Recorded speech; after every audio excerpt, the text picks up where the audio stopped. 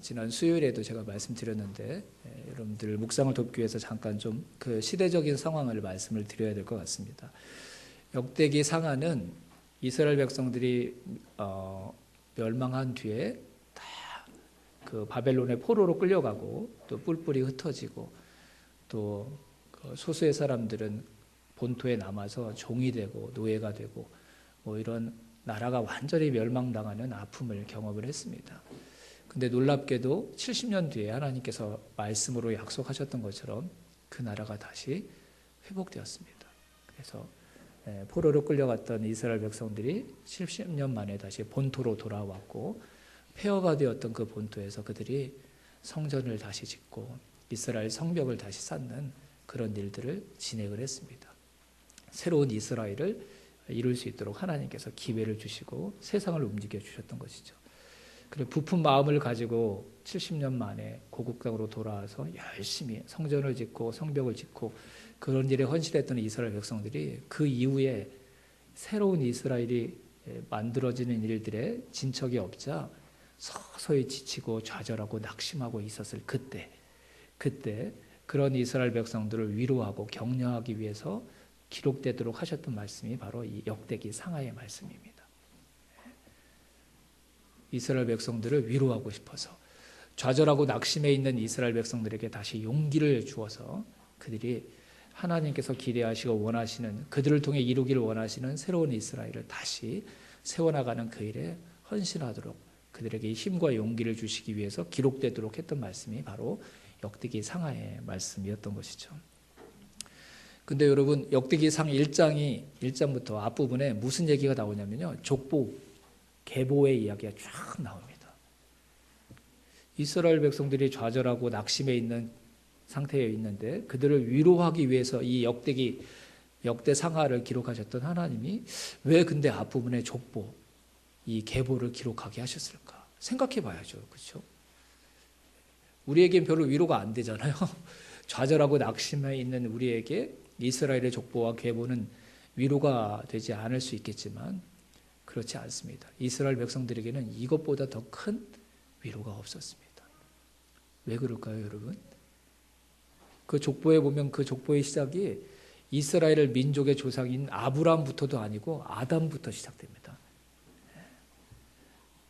그래서 그 족보의 끝이 지금 70년 만에 본토로 귀환해서 이스라엘을 회복시키고 있는 일을 총괄 책임하고 있는 수룹바벨의 족보까지 쭉 이어집니다. 왜 하나님께서 이스라엘을 위로하기를 원하셔서 역대 상하를 기록하게 하셨는데 앞부분에 이 족보의 이야기가 나오도록 하셨을까요, 여러분?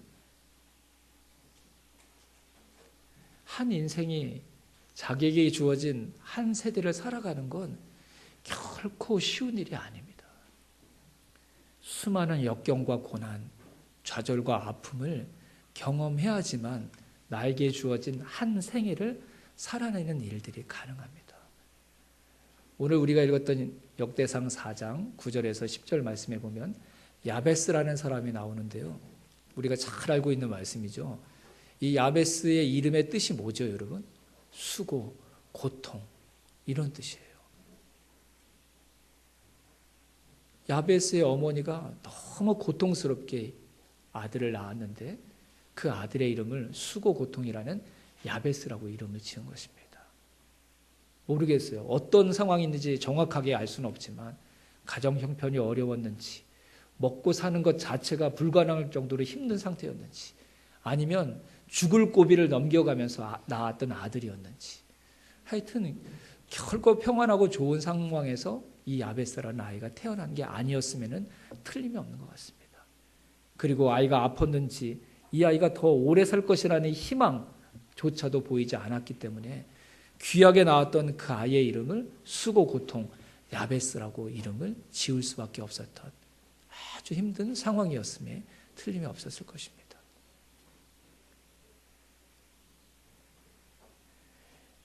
야베스의 인생만 힘들고 어려운 게 아니라 지극히 평범해 보이는 한 사람의 인생 또한 가만히 되돌아보고 자세히 살펴보면 순간순간 수많은 야베스와 같은 시간들이 그 인생들 가운데 있었음을 우리는 금방 알 수 있습니다.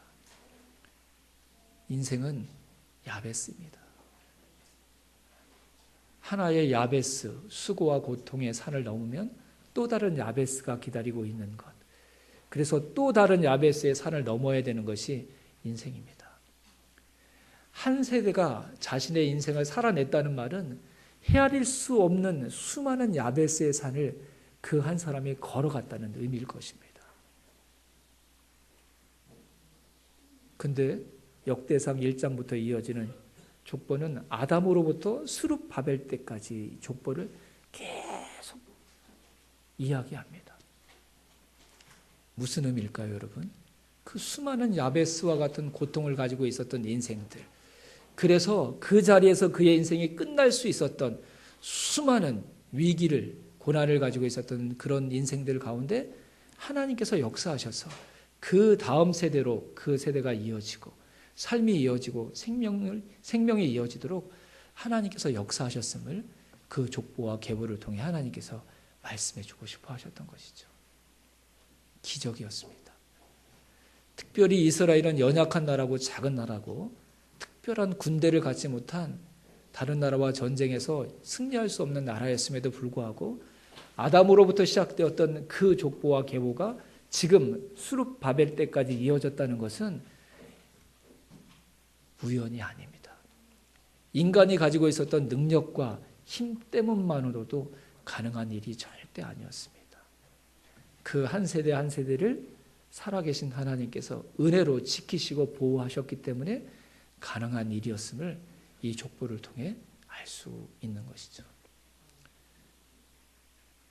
다시 본토로 돌아와 열심히 하면 성전이 새로 지어지고 예루살렘 성이 다시 세워지고 세계의 가장 강력한 이스라엘 나라가 세워질 거라고 생각했는데 그 일에 차도가 없습니다. 그래서 좌절하고 낙심해 있는 이스라엘을 향해 하나님은 이 족보를 통해 말씀하고 싶으셨던 것입니다. 지금보다 더 어려운 상황들이 많았다. 하지만 내가 너희들 곁에 살아서 너희들 한 사람 한 사람의 인생을 붙들고 있었기에 지금 이 자리까지 올 수 있지 않았느냐. 이스라엘 백성들의 족보는 살아계신 하나님이 그들 각 사람의 인생 가운데 함께 하셔서 그들을 지켜내신 가장 강력한 증거였습니다. 그래서 이 족보를 통해 하나님께서 하시고 싶은 말씀이 뭘까요? 너희들의 조상도 지켜내었던 내가 지금 너희들과 함께 있다. 지금이 낙심과 좌절의 상황일지 몰라도 내가 함께 있기에 이 어려움을 이겨낼 수 있다는 것을 그들에게 말씀하고 싶으셨던 것입니다. 그 하나님이 지켜내셨던 이 족보가 오늘은 저와 여러분에게까지 이어진 줄로 믿습니다. 우리의 부모님을 지켜주시고 그 부모님의 부모님들을 지켜주시고 그 위에 또 부모님들을 지켜주셨던 하나님, 그 하나님의 은혜가 아니었다면 어찌 저와 여러분들이 지금 이 순간 여기에 있을 수 있었겠습니까?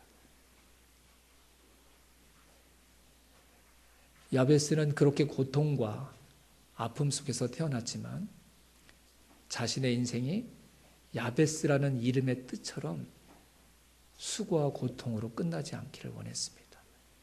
그래서 그의 삶 가운데 살아계신 하나님께 기도하여 하나님의 도우심을 구했습니다. 주의 손으로 나의 인생을 도와주시옵소서. 야베스는 인생 가운데 있는 큰 고통을 피할 수 없지만 피할 수 없는 그 고통이라는 현실과 동일하게 살아계신 하나님이 내 인생 가운데 함께 계심을 믿었습니다. 그래서 그 고통 가운데 살아계신 하나님을 바라보며 기도하여 그의 기도한 대로 살아계신 하나님의 손이 그의 인생을 돕는 기적과 은혜를 경험했습니다. 그래서 성경에 뭐라고 얘기하죠? 그의 인생이 수고와 고통, 야베스의 인생으로 끝나지 아니하고 형제들보다 존귀한 자가 되었더라. 단지 세상의 기준의 성공을 의미하는 것이 아니라 그 어떤 형제들보다도 하나님 앞에 아름답게 쓰임받는 가치 있고 의미 있는 인생이 될 수 있었다고 성경이 우리에게 증언하고 있는 줄로 믿습니다. 여러분, 우리의 인생은 야베스입니다.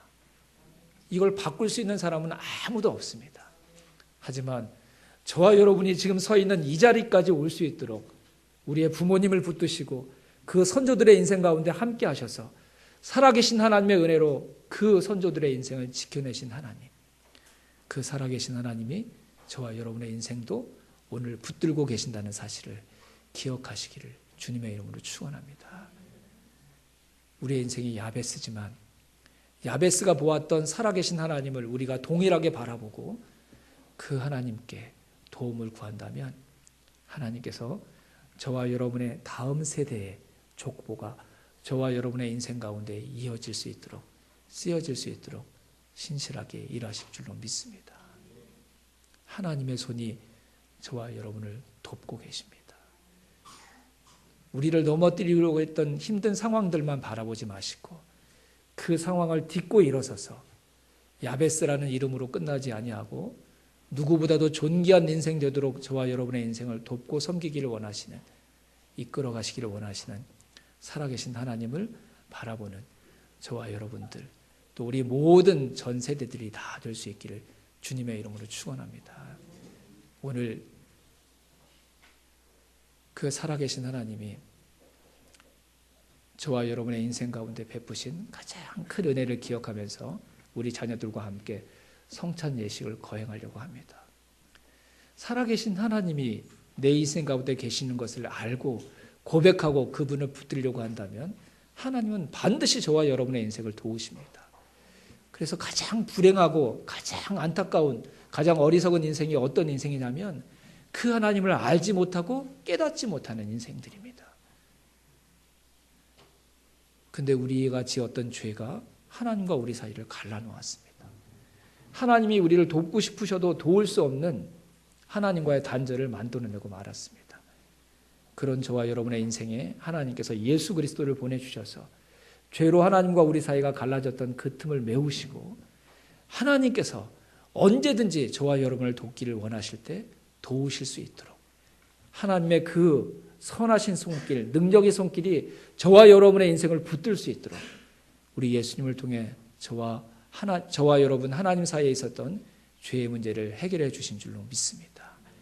그 예수님의 은혜 때문에, 예수님의 희생과 죽음 때문에 하나님 저의 인생을 도와주시옵소서라는 기도가 하나님의 응답으로 저와 여러분에게 와 닿을 수 있도록 해 주신 것입니다. 오늘 우리가 주님의 몸과 피를 기념하면서 떡과 포도주를 나눌 때 주님의 은혜 때문에 하나님의 손이 나를 도우실 수 있는 그 일이 가능할 수 있었음을 기억하는 귀한 시간이 될 수 있기를 주님의 이름으로 축원합니다. 그래서 오늘 성찬식을 거행하면서 여러분들에게 축복 기도할 때 제가 여러분을 위해서 드릴 기도의 제목은 이것입니다. 당신은 살아계신 주의 손이 돕고 계신 소중한 인생입니다. 우리가 이 주님의 음성을 다 들을 수 있게 되기를 주님의 이름으로 축원합니다. 나의 인생을 도우셨던, 나의 인생을 붙드셨던 그 하나님의 살아계신 손이 우리 살아가는 자녀들의 인생을 붙드시고 도와주실 줄로 믿습니다. 우리의 인생의 야베스의 고통을 다 거두셔서 존귀한 감사와 찬양의 제목으로 바꾸셨던 살아계신 하나님의 손이 우리 자녀들의 인생에서도 동일하게 역사하실 줄로 믿습니다. 그 살아계신 하나님을 우리가 성찬식을 통해 다시 한번 깊이 만나는 복된 시간이 되기를 주님의 이름으로 축원합니다.